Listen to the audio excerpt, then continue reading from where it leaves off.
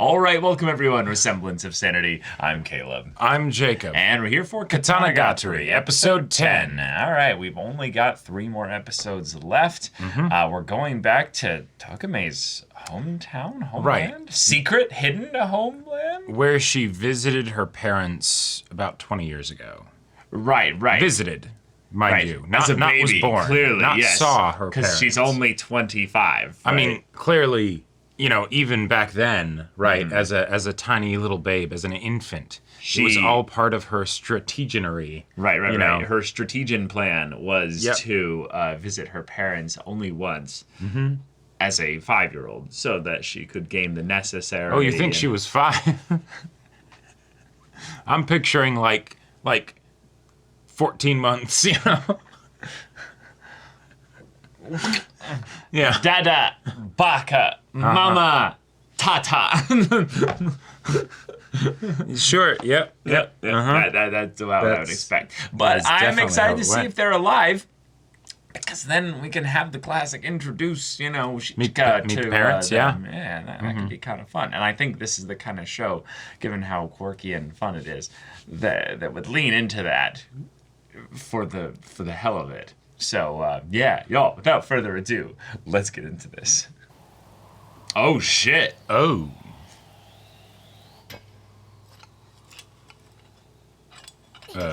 Yeah, she's down there digging. And she's not having her sword dig. Well, she also doesn't want Shichika helping her. Right, Oh, God, back are here. we setting up the family How the collision two fought? backstory Yeah. stuff? Yep. So terrifying. His father, Yep. Damn.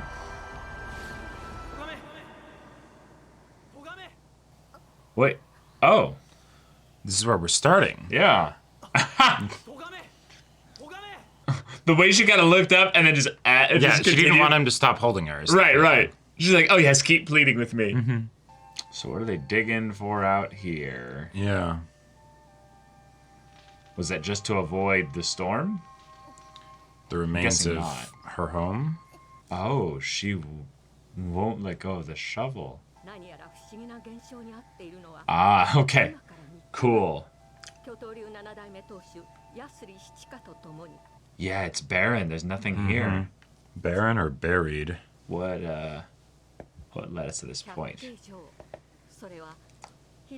That? Huh. Ah.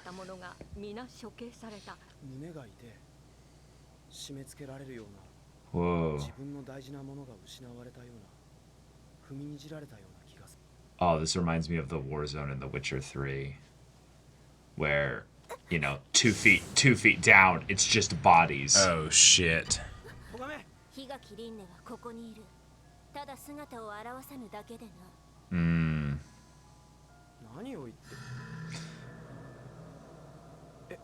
What the fuck? I am they that wander the place of the dead. Oh, look, it's Twitch chatting.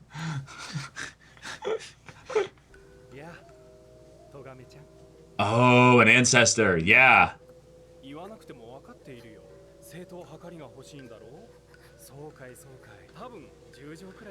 30 Holy meters! shit. Oh! Oh, so they flooded this area then. Yeah. It's deep mud. Okay. Ooh. Or to make a better tool. Nice. I love that communication. And because it's in this place, his connection to the person who killed her father is... Right.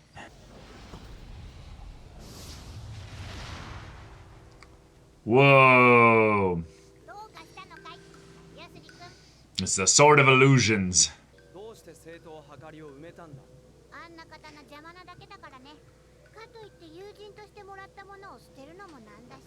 Oh. You did bury it. あんた一体何歳だよ。およそ300歳。人間だった頃 Whoa. You find some other things on the way down. Yeah. Oh, sure. Yeah. I thought they were just saying that she, like, you know, hit that kind of soil that you just can't get through. Whoa. To like rationalize and like connect based on what he's hearing and experiencing.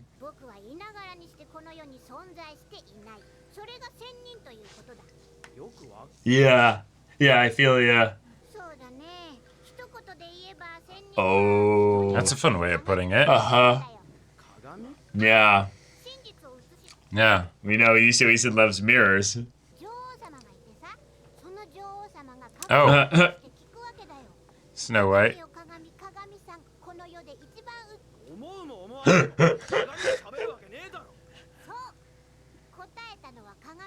Yeah. Oh, nice. I Yeah. don't think I've ever heard that interpretation before. And Togame found the sword.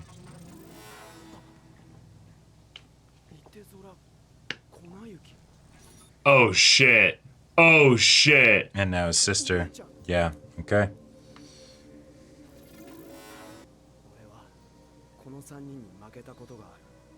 Oh, okay. Yeah, there were 4 there.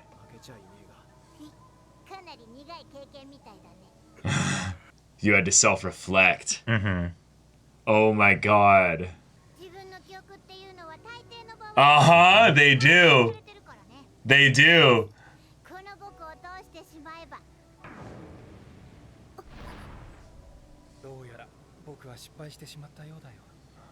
Oh shit. It's She interesting that when really she's doesn't being like shown this here. memory. She really doesn't like this No. memory, yeah. I'll join him in the big jug.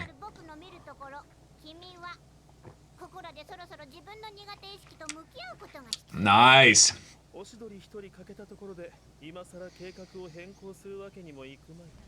このまま我らは欧州を目指す。 Oh shit. ひょっとしてあの男の正体に心 Oh. が終わりでしょうか。この間からの王様の言いようを聞いていると Nice, nice. And the reason you're sure you're mistaken. まして否定姫の元などで働いているわけもない。うん誇り高き忍者だ。もしも奇策師との交渉に成功し、我らが完成形変態刀をすべて手にすることができ、次の世代へと希望を託すことにしよう。 Which means you, yeah. ご冗談を。冗談ではないさ。どころか我の後を継ぐのはお前しかおらん。 Right? So you better Better hide live. somewhere to weather this out. So is the sword actually even down there and she just, you know, is kind of being forced to dig through her past, you know, in order to find it? Yeah, maybe. And it's the, it will come when she's ready to face her past, you know? Sure. Oh. Going back to the previous episode. Yeah. Oh my god. All this animation. Yeah. Jeez. さすがですね。もう少しの間はごまかせるかと思ったのですが、これが限界です。私が言いたいのは、一芸に秀でる者は万芸に秀でるということです。つまり木刀を持ったことであそこまで弱くなるのはおかしいってことだよな。Mm-hmm. ですか Okay. ら私は Right. It's an unnatural aversion to it. 信用一層流が Ah, 信用一層流のために必要な概念がいくつ You might hold certain things, 巨頭流が Yep, 巨頭流である uh-huh, 必要な that 概念 literally makes it incapable of you to hold a sword properly. A sword can't hold a sword. 私をやっと殺してくれる Because then that's basically breaking the philosophy that you are a sword.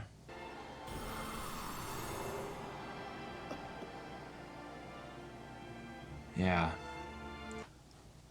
I like that we're getting our Dagobah style episode right now. Yeah. それがあんたの言う巨頭。 Oh, we still got a decent amount of show left. Mm-hmm. Yep. じゃあその人を食った性格ってのは誰？ああこれはトガメちゃんにとって僕はそういう人だってことだよ Okay. 咎めの記憶からも形成されているのか。 そうだよ。 From both your memories. Yep. Oh shit. Nice. 咎めの苦手なやつ。飛騨高人。飛騨高人。 Aw, he's massaging her legs. 私が最も苦手としたあの男がいかにもやりそうなこと。 So she knew immediately. Yeah. そうか。 Right. Because she saw the spirit of him kind of coming out of the Right. of the body there. Oh. Yeah. Get some good rest. 己の苦手意識と向き合え。 Oh, the parts of yourself specifically too, because of the family connection. Oh, cool. All right, well, that was day 1. Hell of a day. あの不愉快 Yes, I love this theme. It really just it's so good. 四季崎危機の作りし変態党の中でも最も強いでそれがよりにもよってあんたが暗殺し損ねたマニア法王の手にあるとはね。果たして京と出るか大京と出るか私にも予想がつかないわ。 Oh, not Between good or those bad, two. just misfortune or catastrophe. Yeah. 姫様の悲願の達成も近い。ちょっとどこで誰が聞いているかわからない。 Wow. 伝説の刀鍛冶 Wow. に支配した Wow. Holy shit. 完成形変態党についていろいろ I love it. I love it. そんな事実はないんだ Yeah. じゃないよ。 Right. Yeah, indeed. 姫様は四季崎危機の抜損などではございます。 Wow. Right. Don't want any misunderstandings. No. 私の悲願なんて達成されようが達成されないがそれこそ否定的なだけ。 I love his writing so much. He just has so much fun with meta and very fourth wall cheeky. breaking. Very cheeky. 正当計りのありかを教えた後のシチカ君の様子がだったのよ。 Oh, let's go back. Yeah. 所有者は仙人の檜垣凛ね。 Oh, cool. So it's not something we could have noticed because that was not in the episode. That's just him recognizing the name specifically. Sure. Higaki Rin made him kind of recoil a little bit. 気のせいかもしれないけれど、あんたに無駄足を踏ませるというのも悪くないわ。 Oh. When Ho gets a little bit Alright. excited, he's scary. Like, その二人の決着もそう遠くない。 Alright. yeah. Their schemes build. 友人としてもらったって言ってたな。 そんな大事なことを言い忘れるとは、そなたどういうつもりだ。どう言って。咎めに。 Because I just remembered. Wait. 咎めは大事なことを忘れているって。 So because she's like 自分の苦手意識と向き合わないことに。 because she's avoiding facing her past, she's literally reverting to the size of a child. I mean, Or no, is no, she just that small? she's just inside his lap, you know? Right. She's the same size, but. 先に言っておくけど、僕は君よりも圧はっ倒的に弱い。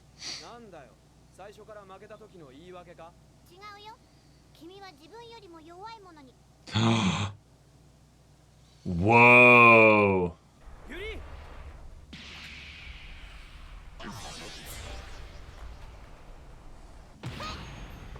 やられる。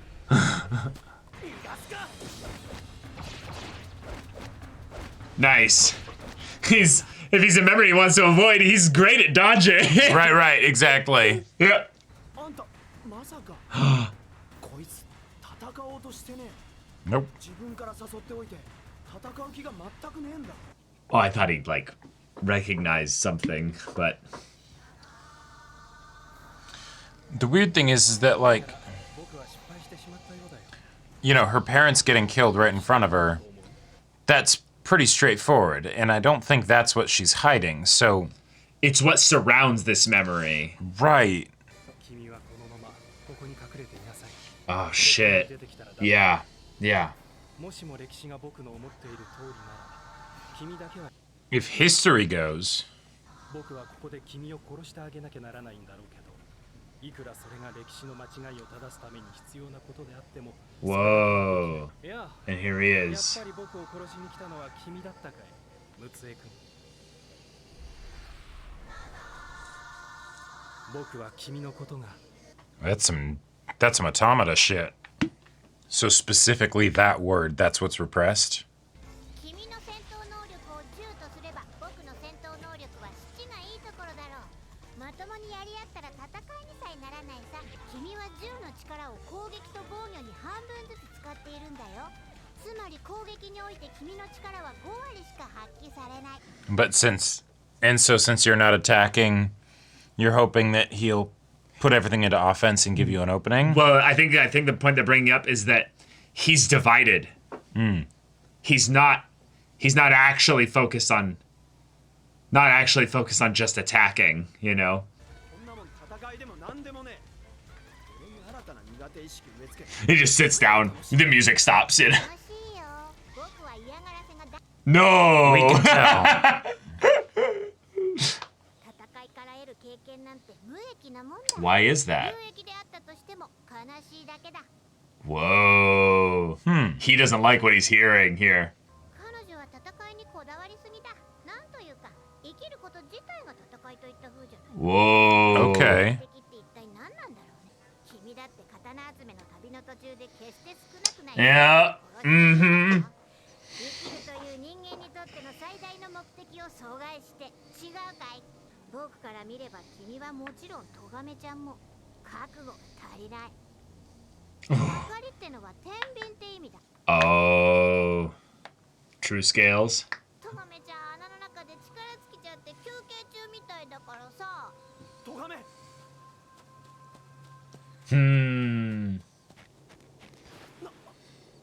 A lot of people sometimes devote themselves to a task that's menial because they think it's giving them a sense of progress, even though it's not.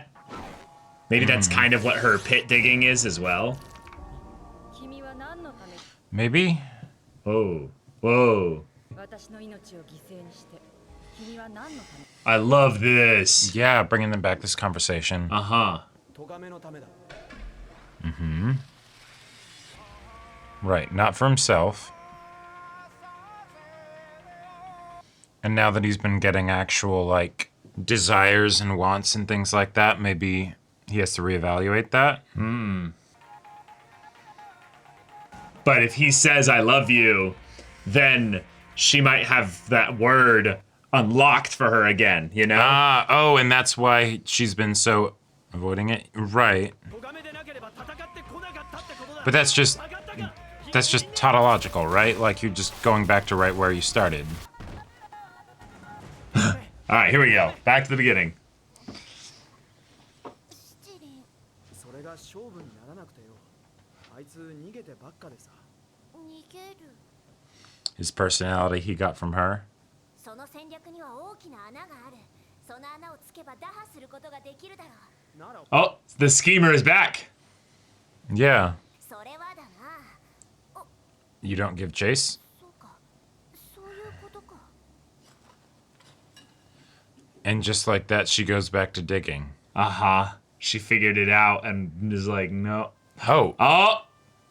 Yep. Once she faced it, the sword was there. Yep. Yeah. Huh. 僕は君のことが Yeah. 好きだった Yeah, those were the words. Yep. Oh. スチカ私は父の最後の言葉を思い出したぞよかったな Oh. Doesn't even need to look. No. Oh, that's precious. 間違いないな思ったよりも早く見つけたねシチカを通してあれだけ謎かけを持ちかけられてる Yeah. でも何か気づきがあったんだろ正当計りとは己自身を測る刀 Wow. Okay. 己を切る刀 Yeah. 日本刀を地中に埋めて保管などできるわけがないからな保管すべき刃がないのならば何の問題もない Sure. 答え That's strategery for you. あの男が誰なのかよかった Yep, you have to say it.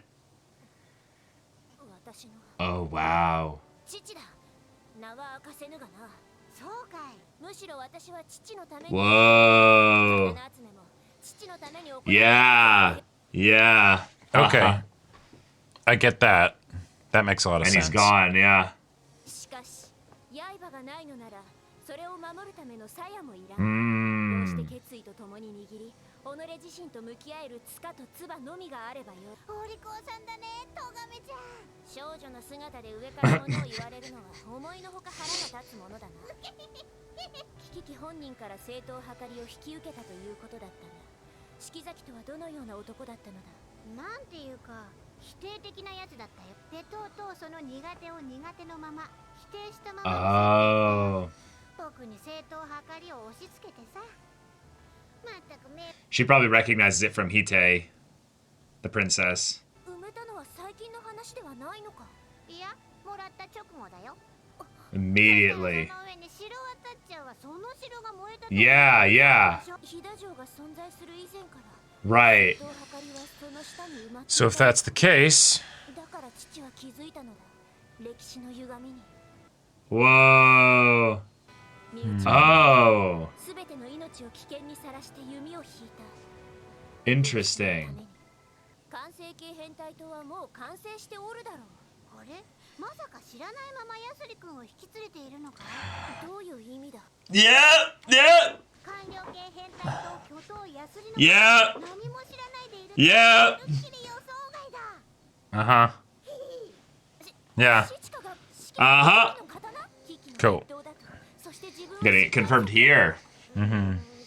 決闘 Yeah, nice. なんだけどね。 Of course, I there's like it. wordplay in there. Uh-huh. だから無糖というわけか。 Mm-hmm. ともかく Because they really are one. 確かに頂戴した。目的のために目的も捨てねばならない。 Whoa, there you go. Okay. 野望も野心も復讐心も真の目的のためには捨てる。 Right. True scales, yeah. ところでお父さんの最後の言葉って何だったの？決まっておろう。父親が娘に向ける言葉だぞ。僕は君のことが大好きだった。こっちはこんなに苦手に思っておったというのに。 Ah, nice. Yeah, yeah, yeah. Nice. Oh, that's good. It's a lovely card to pull. Oh, we're not done. No, we're not done. 俺が四季崎キキの作りし変態島の一歩やっぱりだからどうしたって感じだよ。別にどうでもいいじゃん。 Yeah, yeah. くれよいな、そなたが。何にしろあと残り2本か。トガメの野望もいよいよ終局ってわけだ。 Or would the actual curse be something that would affect Togame since she's the one wielding you? 何の情報もないのだから Or no, because no, the martial art is the sword. な。野望だの目的だの言うと、また仙人が現れるかもしれぬのだな。トガメ相当に Nope. She's like, I fucking hated him. Yeah, yeah. Yep, yep, yep. せっかくだから将棋村に寄ってから帰る。どうして寄る必要がある？残機に合うか。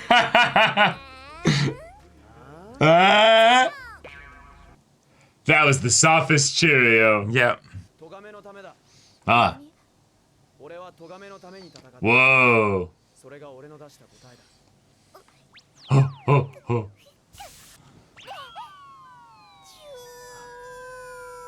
トガメ、あれ。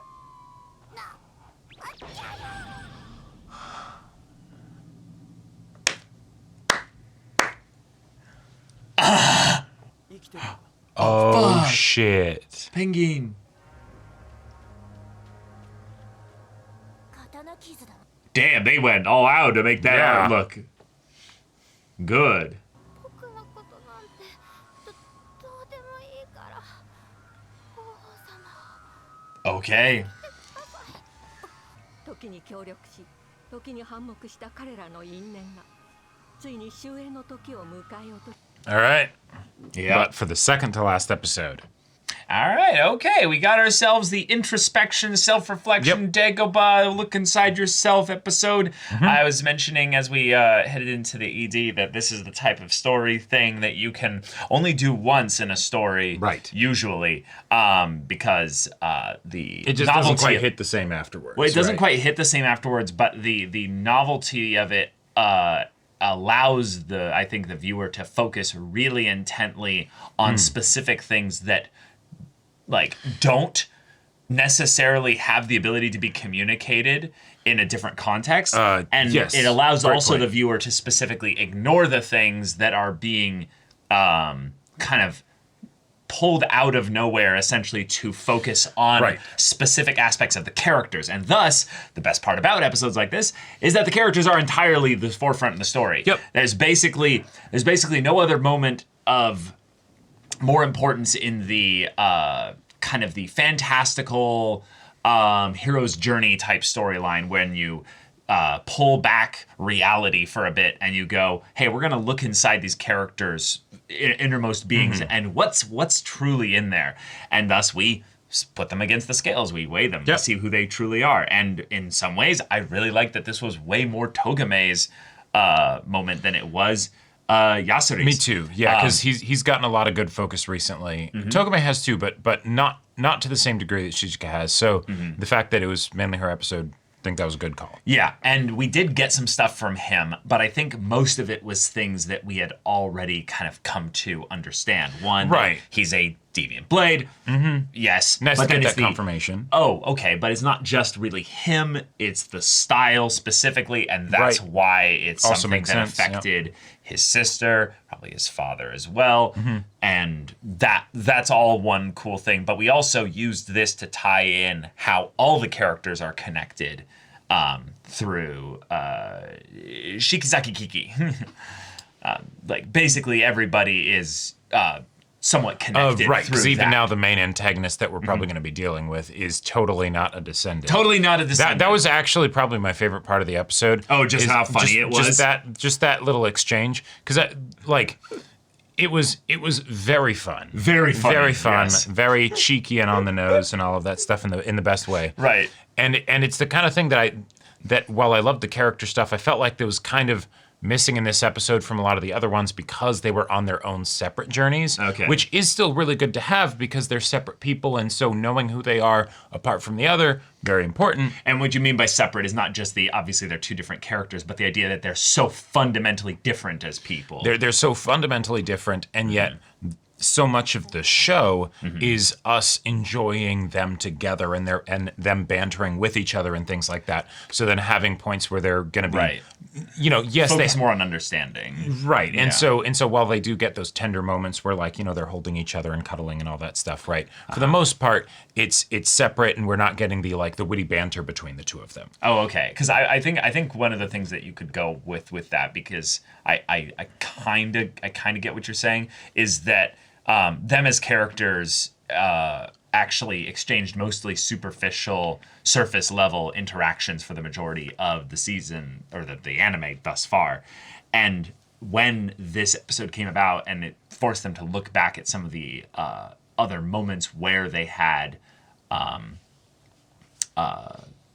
essentially kind of revealed deeper parts of themselves, they didn't actually do that to each other. They're actually keeping a lot from each other in that regard. And that's something that Yasuri has because of his personality. Right. He doesn't talk about things very much. Yeah, he's just a little bit stunted in his growth of social connection and stuff like that. But with Togame's is actual big world plot related stuff with regards to her past and what happened with her father. And that's not something that is ever going to naturally come up in a conversation other than, oh, yeah, your father killed my father. Yeah, but we're not going to go into the details of, so what did they say? What were the few things that were said before that? And that was something that I was kind of surprised by because, the idea that the thing that was blocked out from her memory was her father saying, I love you. Okay, I like that as something. I like that as something that she would block out because it it informs a lot of the behavior we've seen from her so far. Takes some of the aspects of her being a tsundere and all that stuff and makes it something that is not just done for the sake of, we're going to play to the archetype. That's where her stunted growth is. Yeah, exactly. Yeah. That's an actual big thing for her. And so we have this love story where, the two of them are basically in a relationship and all of that stuff. And yet neither of them have ever actually in any kind of direct way expressed their feelings for each other in a romantic sense, right? Right. It's the things that just show that they're very close, right? Right. They are in an anime called Katanagatari. Right. There is an element of this that is rather sad in that they can only relate in the meta sense to being sword and master. But in the story that we're getting here, Shichika is more than just a sword. Togame is more than just her family past tense being a strategian. Yeah. They are actually they are a unit. They are a package deal. They absolutely fill in and complement and have adapted to each other. Right. But they have not broken through to that deeper level of communicating exactly where their feelings for each other are. Maybe not even until just now in this episode that Shichika said, I fight for you. I fight for your sake. Well, obviously he's, he'll follow her orders. He'll do everything that she asks of him and stuff like that. But the idea of him saying that might as well be a love confession, I think, from her perspective. Right. And so then she goes and jumps to kiss him and everything. Yeah. And haha comedy, he goes and, there's a dead person or dying person on the ground, right? Right. Which is also kind of funny because he notices it and she doesn't, because she's constantly needing to look up to talk to him. He's looking down. Yes. So he actually sees it. It's really funny. Yeah. Like it. Yeah. And it's literally right there. I think that's great. What are you talking about? Penguin was using his ninpo or their ninpo theoretically. Right, to make sure that that's how they survived. And now they dropped it when they saw the people were around that might be able to help them or something. Sure. That was great.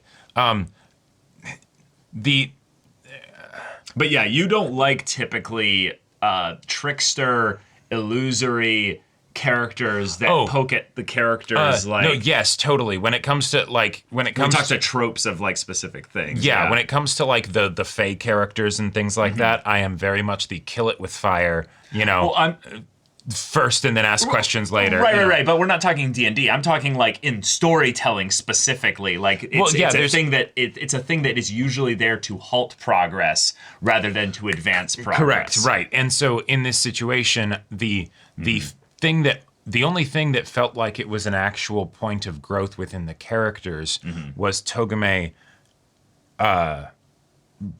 facing the fact that her father's dying words were "I love you," right? But even then, I feel like I kind of have to piece together why that's important, right?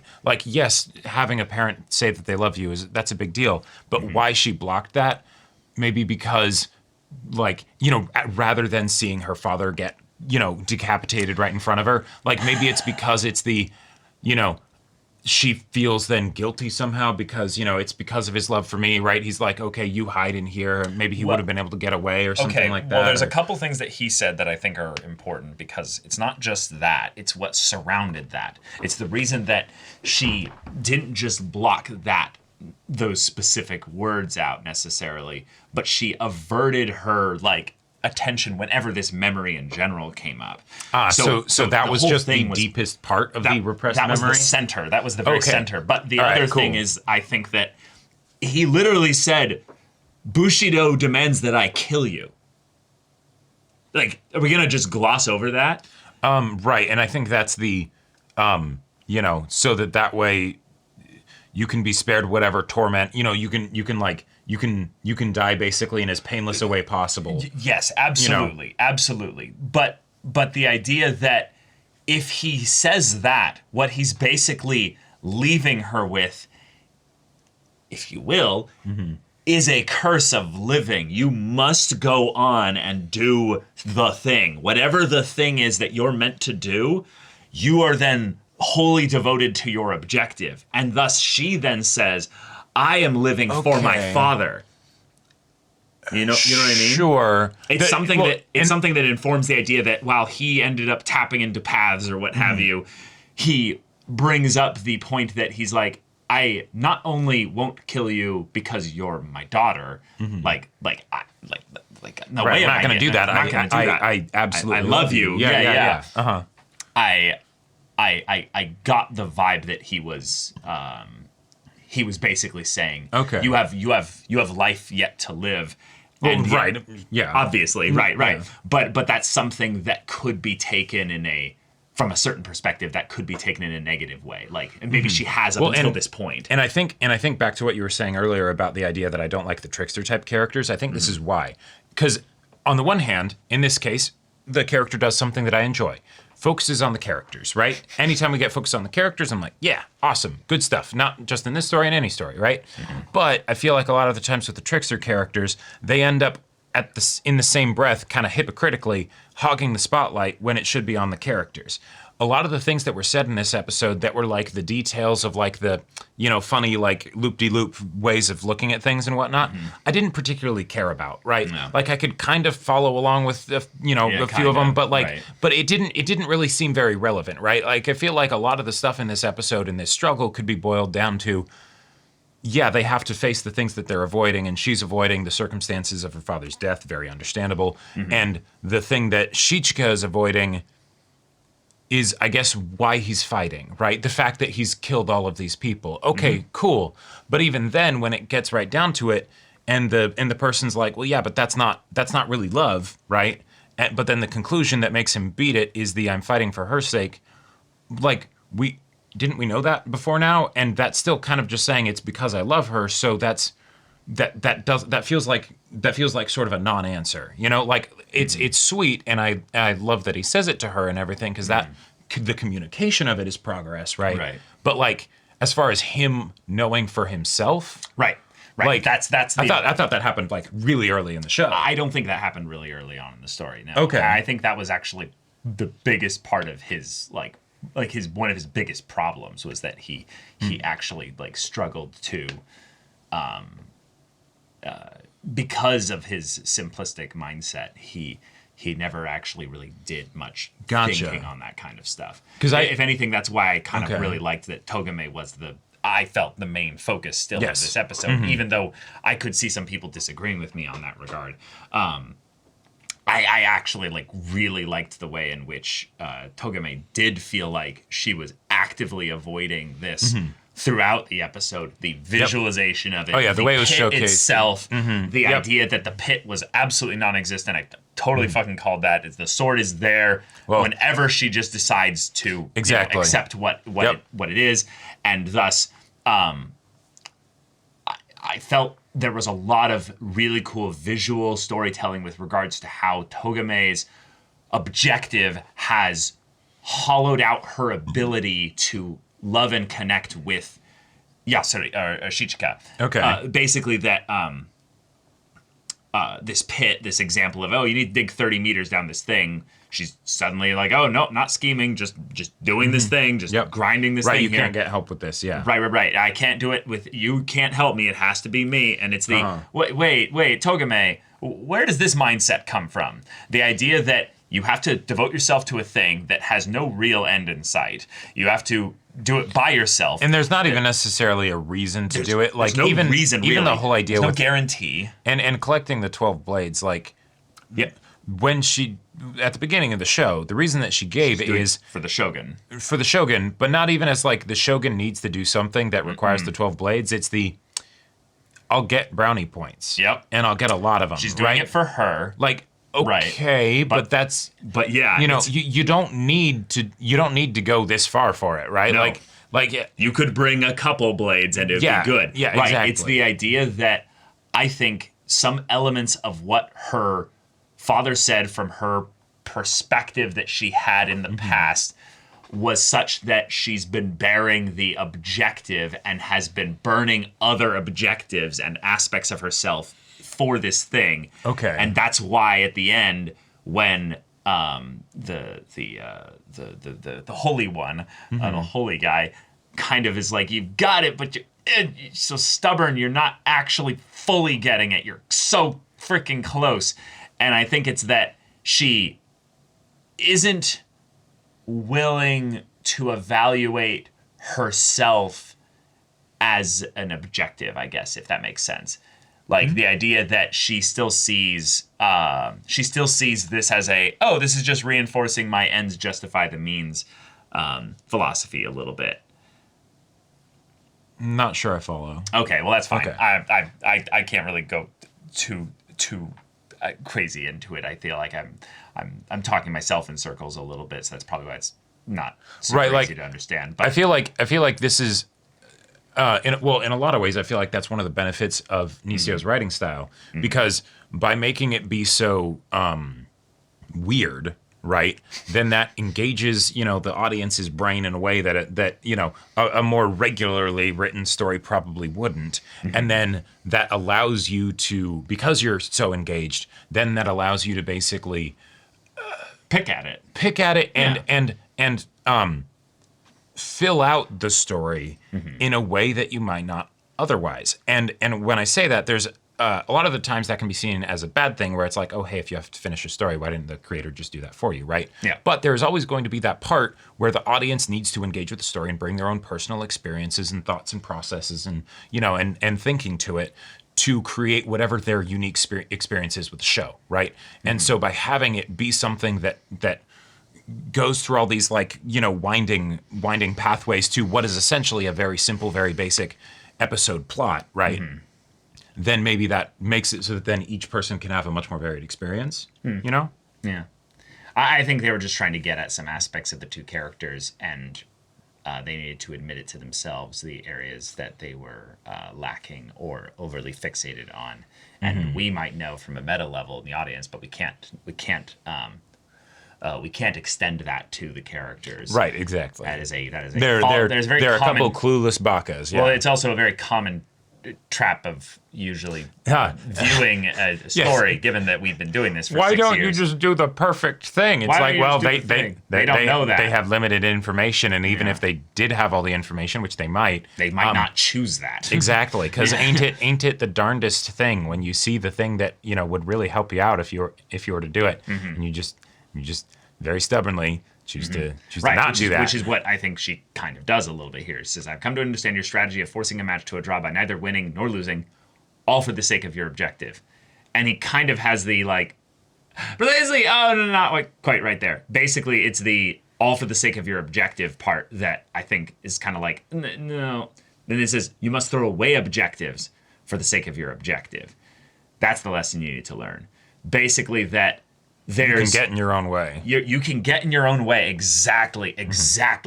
So the idea of objectives being something that you sacrifice some things for is no, all of it can be thrown away. None of it is sacred or needs to be, tied to that there. But the way in which he uses these three words here, this is something I really like. That's a lesson you needed to learn. And it says aspirations, ambition, and vengeance. Gotcha. If you think about her character, those three things almost entirely encompass her. Ambition, the idea of moving up in this world. Aspirations, the actual acquisition of the swords and what that means. But vengeance is like anathema to these other ones here. Well, right. The other two are almost synonymous. Yeah. But the idea that she's been walking around with the ancestor of the person that killed her father. Right. So maybe this was... Yeah. She was talking about her dad earlier as like someone that she hated, but we didn't even see the reason. And so originally with the idea that he loved her, right? I was thinking there was going to be something that they would introduce as for why reminding herself that he loved her would have made it painful, because then that makes it complicated. And so she wants something simple, right? That he was awful, I hate him, right? Yeah, I don't think she ever really hated him. No, I don't think she did either. Yeah. And so if that's the case, then maybe the fact that the saying that she hated him was the way that she covered up for the fact that, oh no, my dad loved me, I loved him, I watched him die, it literally turned my hair white as a child. Oh, and by the way, I'm traveling with the son of his murderer, and I'm in love with him. Yeah, yeah. I don't think that the way she talked about him was more that she didn't like his personality. It's not that she hated him. It's just that he was not a very likable guy in general. Like, all right. I don't think, I think hate is too strong a word. Well, yeah, and that's where there's that part of me that wishes we got more time to see the details of those kinds of things. That's because I think they're setting it up for the next episode. Oh, really? She says, I understand that much. She almost kind of goes, no, I can throw away everything but my objective, and kind of doubles down on no, it's objectives. And then they kind of go, yeah, just kind of like, no, you don't get it. Even after conquering what you couldn't face before, you still retain that stubborn streak. Well, whatever. That's the way you live, then you can just force your way through it. The idea that there's still an element that she's not facing because she's so fixated on the objective. I don't know. I feel like that's more of like the vibe that I got from it was that it was the showcasing the difference between these two entities, I should say, because who even knows if this person is a person, right? I mean, yeah. They even said they're not human. Yeah, it's just a vehicle for them to explore themselves. Yeah, but if they're the full Zen kind of approach to things, right? Togame is not that, right? Mm-hmm. And there are reasons why she's not that. Some of them are things that she needs to deal with. But the fact that she has that kind of aggressive approach to things is not inherently bad. It's just she needs to understand where it comes from and how to temper it and things like that. And that was the lesson that she learned this episode. The idea that that it's you're still keeping that stubborn streak. The way the person said it felt very much like there are aspects of us that will never see eye to eye on this kind of thing, right? It's just fundamentally different approaches to life and such, and so then, well, I hope it works out for you. Yeah, I think that's part of it. I think the other part is you're going to do this the harder way. Okay, you can do that. You will have to force your way through it, though. Basically, what they're saying is that there's a boss up ahead. Mm-hmm. The pattern is to just slightly move to the left, and it will never hit you. Oh, but you want to go and face tank it. And yeah, you have, pretty strong gear. You can do that. Right. It's the kind of thing where it's not saying that your way is flawed or what have you. It's just saying it's more painful. It's more difficult. Sure. There's a lot of things that are usually just outside of the perspective of us as people that would make our lives so much easier. Oh, but because we refuse to reflect and take a step back, and to quote another anime we're watching right now, bird's eye view it a little bit, we have trouble being objective about our own decisions. And so when we are making decisions that are actively making our lives harder, or not even that they're making our lives harder, it's just that if you changed your decisions by a slight deviation, it would make things so much easier. It's something that I think actively bothers the ego within us, because it's if it was that easy, I would just do it. And it's like, no, that's exactly why you don't do it, is because it's so easy and it's right outside of your perspective. Or maybe, there's the things that are easy and so you don't do them, but then there's also the things that are simple but not easy, and so you don't do them, right? I mean, that's getting into a very other specific kind of thing there, but yes. So this was one of the other things that just my mind was kind of thinking of as I was watching the episode. I know that this is fundamentally not going to be something that would have been authorial intent in here because it's a different language, so wordplay doesn't work the same way. Yeah, we're already getting a translation. Yeah, exactly. Yeah. But the way that they were constantly talking about objectives and sacrificing objectives to get the objective and things like that. Sure. There's objectives like goal, and then there's objectives like not subjective, right? And cool.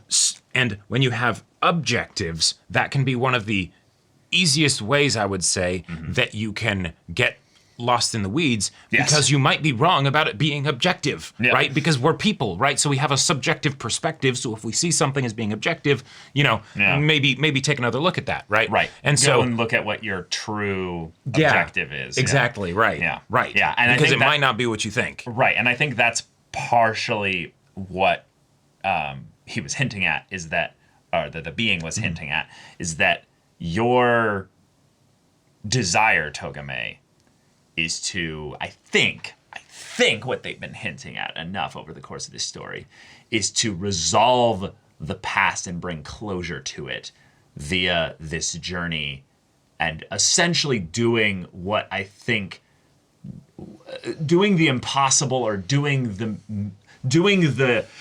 grand thing, to add meaning and purpose to the legacy of your life up until this point. But the results are one that will bring you into conflict and into danger and it'll basically bring you into the areas where your father's desire for you to live could be undermined. Basically, it's potentially throwing your life on the line for something that's ultimately not your true objective. Gotcha. And I like when characters have to question why they're doing what they're doing, because there's a fun there's a fun metal kind of self-flagellating thing of the author getting to be like, do I even understand where my story is going? But look how I do, and then they get to write it in. Gotcha. I wasn't even thinking about it like that. Just the idea that, like, motivation. That's what drives your story, right? So right. If your why for your protagonists is not rock solid, well, you probably want to make it rock solid, and you'll probably need to make it rock solid. Yeah. So, all right. Okay. All right. Yeah, wow, we got a lot of discussion out of that one. We did. But yeah, thank you so much for watching this episode's reaction and discussion. If you want to see the next episode's reaction and discussion right now, though, go check out the link in the description below for our Patreon. You can get an early access there. You can watch full-length timer reactions there, and all this comes with Discord access, so you can chat with us in the community there about this show, about anime in general, and also be sure to check out my Persona 5 Roll Let's Play on Twitch. And if any of that interests you, we'll see you there. But until then, we're Semblance of Sanity. I'm Caleb. I'm Jacob. And we'll see you all next time.